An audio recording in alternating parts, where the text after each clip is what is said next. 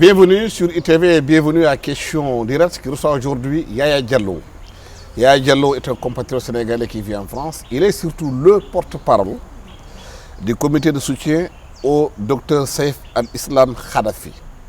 Vous le savez bien, le fils de Kadhafi est depuis quelque temps candidat à l'élection présidentielle en Libye qui doit se dérouler le 24 décembre prochain. Cette candidature pose beaucoup de problèmes aujourd'hui en Libye. Elle a été d'abord une première fois rejetée. Un tribunal libyen l'a réhabilitée. Depuis quelque temps, la candidature est au cœur des discussions en Libye. Yaya Diallo, merci d'avoir accepté notre invitation sur ITV. Pourquoi vous êtes le porte-parole du comité de soutien à Saif al-Islam? D'abord, je voulais avant d'entamer, de répondre à la question, remercier ITV et te remercier toi, cher Alassane. Et voilà, le problème de Saif al-Islam aujourd'hui, ce qui me motive de défendre aujourd'hui Saif al-Islam, si tu te souviens, depuis 2015, j'ai été le premier Africain à monter sur le créneau auprès des chaînes de télévision, vos concurrentes BFM Télé, pour dire que la guerre d'abord de la Libye, elle n'était pas justifiée et que les conséquences allaient être désastreuses pour les pays africains. Et aujourd'hui, l'histoire me donne raison. Je suis toujours dans cette dynamique de dire que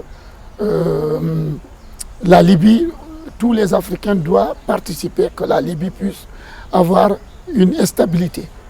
Et raison pour laquelle mon soutien au président Saif al-Islam pour sa candidature pour cette élection du 24 décembre 2021 et sur cette file conduite de mes pensées et de mon engagement depuis le début. Oui, depuis 10 ans, la Libye traverse une instabilité chronique. On a vu ce qui s'est passé en Libye avec la mort de Kadhafi. Vous disiez que la guerre en Libye était injustifiée. On a vu la mort de Kadhafi, ce que ça a causé comme instabilité dans tout le Sahel. Est-ce qu'aujourd'hui, il y a la responsabilité de quelqu'un de la France qui est engagé par rapport à ça? De Nicolas Sarkozy? Certes, aujourd'hui, il y a des responsables pour ça, mais aujourd'hui, je pense que moi, en tant que porte-parole du comité de campagne, aujourd'hui, mon rôle, aujourd'hui, c'est de défendre la candidature de Saif al-Islam. Ces questions-là, c'est des questions, aujourd'hui, je ne peux pas te dire, c'est des questions oubliées, mais c'est des questions aujourd'hui et qui n'est pas l'urgence absolue. L'urgence absolue aujourd'hui, c'est que le peuple libyen puisse choisir un président de la République qui remet le pays sur les rails et qui arrête immédiatement ce trafic de l'immigration clandestine vers l'Europe et qui est en train aujourd'hui de mettre en mal aussi bien que les pays européens que les pays africains. Parce que vous savez bien, Alassane comme moi, quand vous voyez dans les rues de Paris l'immigration clandestine non maîtrisée aujourd'hui est en train de faire monter du fascisme incontrôlé en Europe, partout dans les pays européens aujourd'hui. Le fascisme est en train d'être réveillé en passant par ce biais des immigrés clandestins. D'autant plus que les pays africains a une responsabilité aussi parce que nous avons nos frères, nos enfants, nos neveux qui meurent dans cette Méditerranée ou dans ce désert. En espérant, en passant par Libye, toujours on pourra accéder en Italie ou en Espagne ou dans d'autres pays européens. Mais certains estiment que la candidature de Saif al-Islam pose problème parce qu'il a été condamné par la CPI et le tribunal pénal international qui demande son extradition. Oui, mais je pense qu'aujourd'hui, ça aussi, on est en train de soulever un faux débat parce qu'aujourd'hui, la Libye avait jugé M. Saif al-Islam, on l'a relâché après quelques années Et je pense qu'on ne peut pas continuer à juger un homme éternellement et au prix de toutes ces vies humaines et vu les conséquences humaines que ça peut produire aussi bien politique qu'humain dans les deux côtés, aussi bien côté africain que côté européen. Je pense qu'aujourd'hui, tout le monde aura à gagner que Saïf al-Islam soit élu président de la République et remet le pays sur des bonnes rails et que l'immigration clandestine s'arrête et que je pense qu'aujourd'hui, la Libye, avec la reconstruction de la Libye, aujourd'hui nous pouvons même faire employer plus de 1 million d'Africains dans la reconstruction de la Libye. Ça, je pense qu'il serait que ça, nous devons tous prier le bon Dieu ou s'unir autour d'une élection transparente en Libye pour qu'elle se fasse dans de bonnes conditions, que chacun joue son rôle. Aujourd'hui, la déclaration de cette candidature semble poser des problèmes en Libye. D'abord, il y a des bureaux de vote qui ont commencé à être brûlés. Certains estiment que cette candidature peut ramener la violence en Libye. Oui, je pense que ceux qui le font aujourd'hui, c'est toujours les gens qui n'ont pas voulu que la candidature de Saïf al-Islam, vous savez, elle a été rejetée 2 fois. Pour quelle raison? Parce qu'il y a eu des forces occultes qui sont opposées aux juges qu'ils se réunissent pour pouvoir valider, examiner le recours de Saïf al-Islam. C'est toujours ces éléments-là qui sont toujours à l'origine de ce qui se passe aujourd'hui, parce que là, le vrai problème, il y a des gens, des forces occultes qui ne veulent pas que la Libye soit en paix, parce que c'est du pain béni pour eux que la Libye reste dans cette statu quo avec ce désordre-là permanemment. Eux, ils en ont beaucoup de choses à gagner. C'est pour cette raison qu'il y a des forces occultes qui continuent à saboter même le travail de la communauté internationale et de l'Union africaine et tous les efforts fournis par exemple par le président Macky Sall et par le président Denis Sassou Nguesso, qui est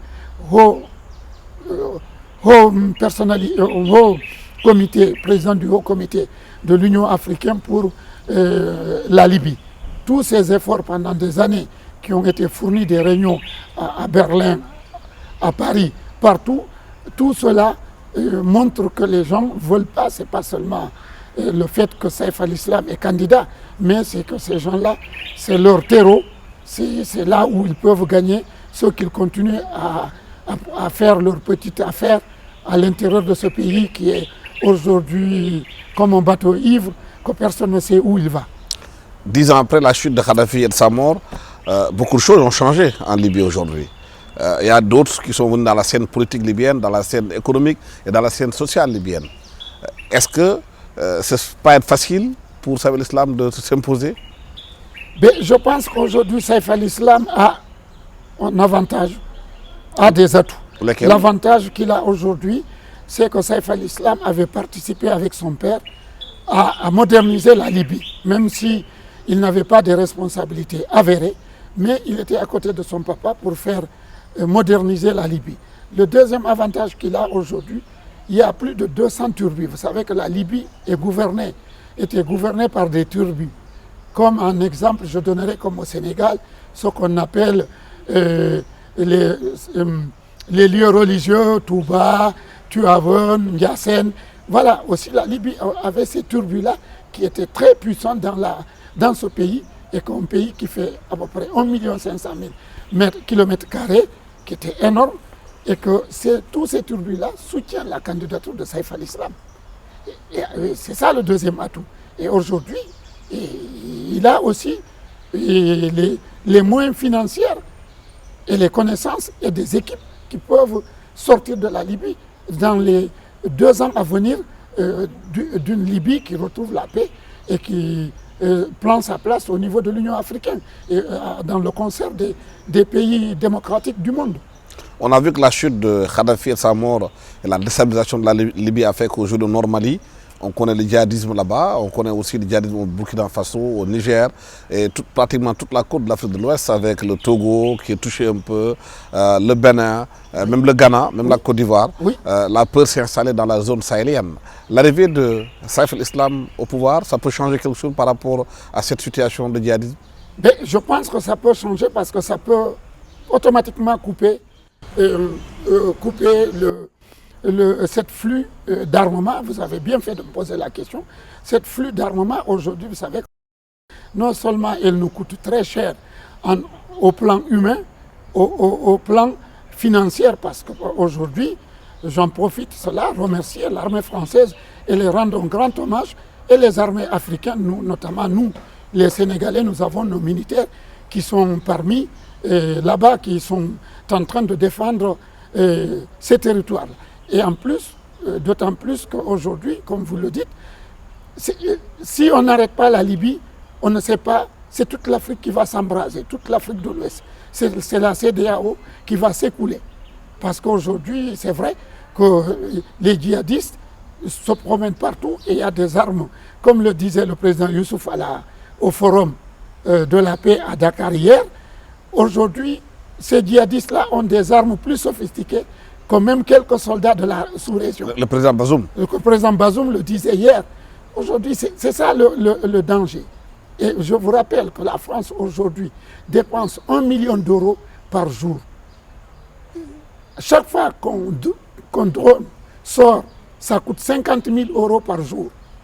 C'est des sommes énormes. Cette somme-là, elle pourrait être investie au développement parce que le terreau aussi du terrorisme, c'est la pauvreté. L'argent là, on pourrait la renverser et la fournir comme le Niger, comme le Burkina Faso pour développer des économies dans les villages pour que ces jeunes-là ne tombent pas dans le djihadisme à des gens qui vendent les marchands d'illusions, qui les disent voilà, aujourd'hui, ces Européens-là ou ces Africains-là dirigeants et qui détournent de l'argent ne sont pas à votre faveur. C'est là la réponse se trouvera quand la Libye et quand le président Saïf sera élu. Automatiquement, tout ce trafic-là, la Libye va être pacifiée et que tout le monde retrouvera une tranquillité. Mais pour le moment, le pays est déchiré. Il y a des factions qui dirigent le pays, il y a le général Haftar, il y a d'autres qui dirigent d'autres contrées. Ça ne veut pas dire que son élection va réunifier la Libye. Mais si, aujourd'hui, on arrive à faire une élection transparente, qu'on a élu un président, à l'occurrence le docteur Saïf al-Islam Kadhafi, aujourd'hui, je pense que la communauté internationale mettra tout son effort, aussi bien militaire que financier, parce que la Libye a des réserves aujourd'hui, plus de 1200 milliards bloqués. Cet argent-là peut bénéficier beaucoup de pays, notamment même les pays lointains comme le Sénégal, et comme d'autres pays, le Mali, frontalier, parce que, comme je vous l'ai dit une fois de plus, il y aura un emploi, les jeunes qui veulent traverser pour aller en France ou en Italie, pourront trouver automatiquement du travail sur place et cet argent-là, cette manne financière-là, va arroser, c'est comme le ruissellement dans tous les pays de la CEDEAO. Oui, mais Kadhafi avait placé beaucoup d'argent dans certains pays africains, des projets. Oui. Vous pensez que c'est facile de récupérer cet argent 10 ans après? Non, aujourd'hui, l'argent qui est bloqué par les Nations Unies depuis que la guerre a éclaté, c'est plus de 1200 milliards, sans compter les pays africains. Kadhafi avait une vision pour l'Afrique. Parce que quand même, vous vous rappelez, vous êtes un grand journaliste qui suivait un peu le géopolitique. Kadhafi, j'ai voyagé beaucoup dans beaucoup de pays, du Soudan, du Corne de l'Afrique, jusqu'à l'Afrique de l'Ouest. Kadhafi a fait des choses merveilleuses. Et ça aussi, c'était une grosse perte pour l'Afrique. Parce qu'il avait ce qu'on appelle, il voulait faire une autoroute de la Libye qui traversait toute l'Afrique jusqu'en Afrique du Sud, de Dakar à Lagos. C'était parce que c'était ça l'économie. Il avait une grande vision, c'était un pan-africain. Et ça, c'est quelque chose que Saïf al-Islam aujourd'hui a comme un héritage. Mais est-ce qu'il peut aujourd'hui remettre cet héritage-là en place? Parce que quand Kadhafi est tombé, beaucoup de chefs d'État qui le soutenaient l'ont abandonné. Certains même ont trahi Kadhafi entre-temps.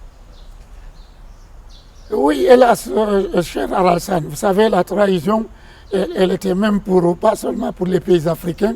Je parlais avec un grand diplomate qui était ambassadeur à Dakar, qui me disait, il m'a dit quelque chose qui m'a frappé. Il me dit, Yaya, on dit souvent la corruption, c'est les pays africains, mais en quelque sorte, nous, Afrique de l'Ouest ou Afrique noire, mais en quelque sorte, il y a d'autres pays, les pays maghrébins ou d'autres pays, ou dans le Golfe, la corruption, elle est toujours là-bas. C'est pas dénigré, mais pour te dire que la trahison n'est pas seulement un phénomène africain, c'est un phénomène mondial partout où il y a l'enjeu. Aussi qu'était la Libye avec le pétrole et tout, la trahison, elle n'est pas venue seulement de l'Afrique, elle est venue ailleurs. Et que pour le moment, nous n'allons pas s'attarder à parler de tous ces gens-là. Pour nous aujourd'hui, le combat commence à l'islam pour mener une campagne transparente et aller aux élections que la communauté internationale lui donne toutes les garanties pour qu'il puisse dérouler son programme à l'intérieur de la Libye pour que les résultats soient acceptables de tous. Oui, vous êtes franco-sénégalais. Il y a quand même votre ancien président, Nicolas Sarkozy, qui est mêlé dans le financement libyen, qui a eu des condamnations par rapport à cela, par le tribunal de France. Oui, mais une fois de plus, cher Alassane, moi aujourd'hui, tout ce qui est un dossier de justice, en plus dans ce domaine-là, nous, comme un comité de soutien, nous sommes des Africains, et je suis africain, et j'ai accepté d'être porte-parole de ce comité-là. Je défends un peu un idéal africain, un idéal mondialiste ou pan-africain, parce qu'aujourd'hui, c'est ce qui me préoccupe. Les problèmes de justice aujourd'hui, je pense que sont secondaires par rapport à l'enjeu immédiat du problème de la Libye et des conséquences qu'elle est en train de nous faire subir des deux côtés. Surtout nous les Africains, aujourd'hui, on paye au prix fort de cette guerre. Est-ce que le jeu des puissances étrangères en Libye ne va pas compliquer la tâche à Saïf al-Islam? On sait que la Libye, c'est un pays riche, comme vous l'avez dit, il a du pétrole, du gaz et beaucoup d'autres ressources. Et depuis que la guerre a éclaté, que Kadhafi est tombé en 10 ans, les pays, les puissances étrangères se sont partagés la Libye avec des factions. Est-ce que ça va être facile de réunir ce pays?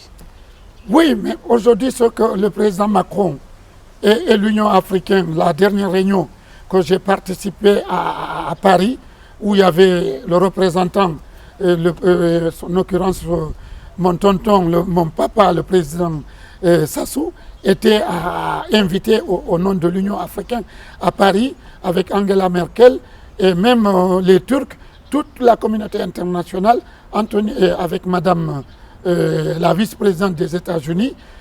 Tout le monde était autour de la table et je pense qu'aujourd'hui tout le monde a pris conscience que les enjeux de cette élection dépassent même les problèmes géopolitiques qui existent, cette façon de faire. Les Russes, tout le monde était là autour de la table. Ils savent qu'aujourd'hui, le problème de la Libye dépasse leur propre intérêt. Et du coup, aujourd'hui, je pense que tout le monde est résolument, d'ailleurs c'est pour cela que les Nations Unies, l'Union africaine a fait un communiqué pour dire que Saïf al-Islam, il faut le rétablir dans ses droits et que sa candidature a été validée. Comment allez-vous faire comprendre cette candidature en Afrique aujourd'hui?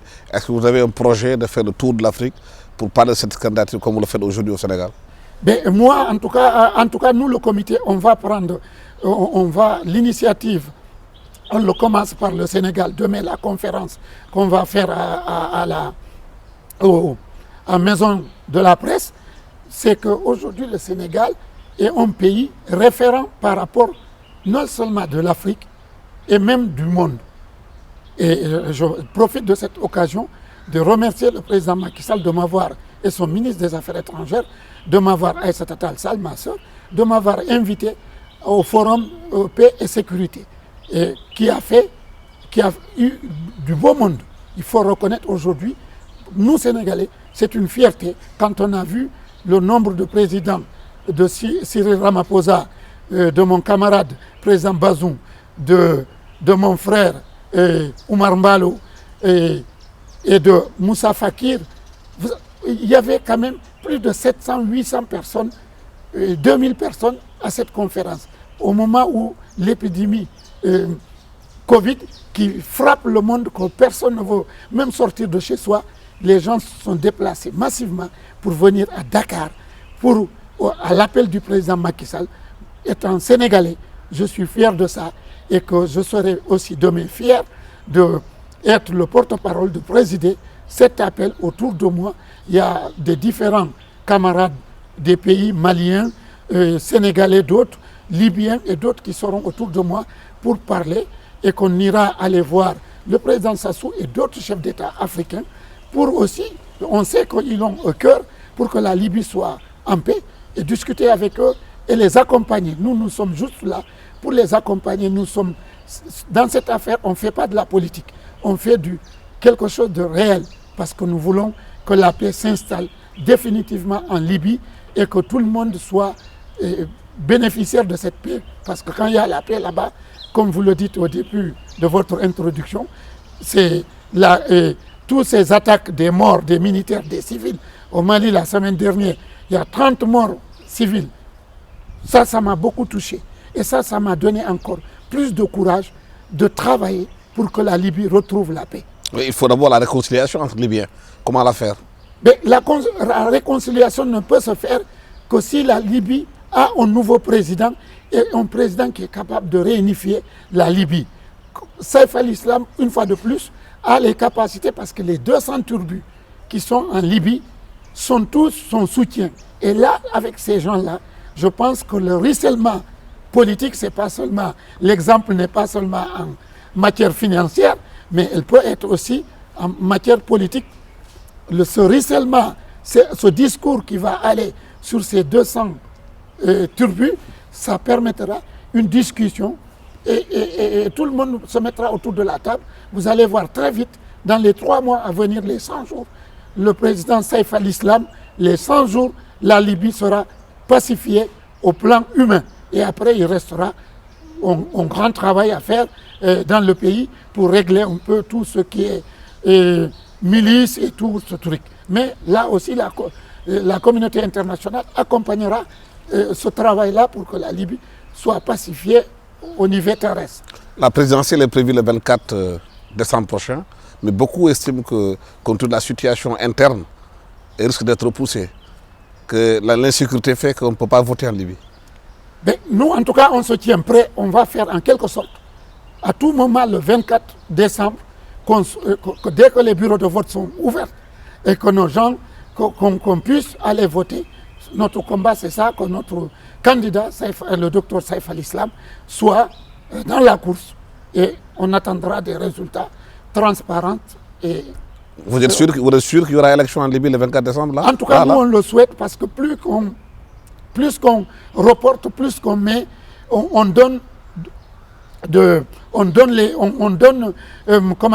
motive les autres qui ne veulent pas qu'il y ait d'élection, le courage de continuer dans leur petite affaire intérieure pour pouvoir mettre la Libye souvent sous tension.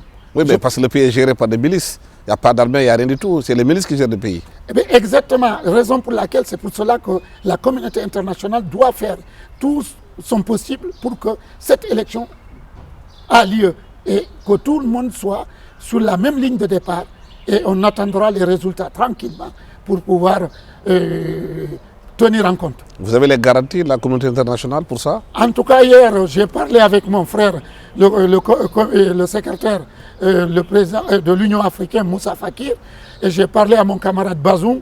Les chefs d'État de la sous-région sont quand même aujourd'hui déterminés. Ils savent que le danger est imminent et que seules les élections de la Libye qui permettra que ce pays-là et que tout le monde dormir tranquille. Yaya Diallo, merci d'avoir été avec nous sur ce plateau de ITV à Question Directe. Vous êtes le porte-parole du comité de soutien au docteur Saif al-Islam Kadhafi, qui est le fils de Kadhafi, qui est candidat à la présidentielle libyenne prévue le 24 décembre prochain. Merci à toute l'équipe technique qui m'a accompagné pour la réalisation de cette émission. Merci, au revoir.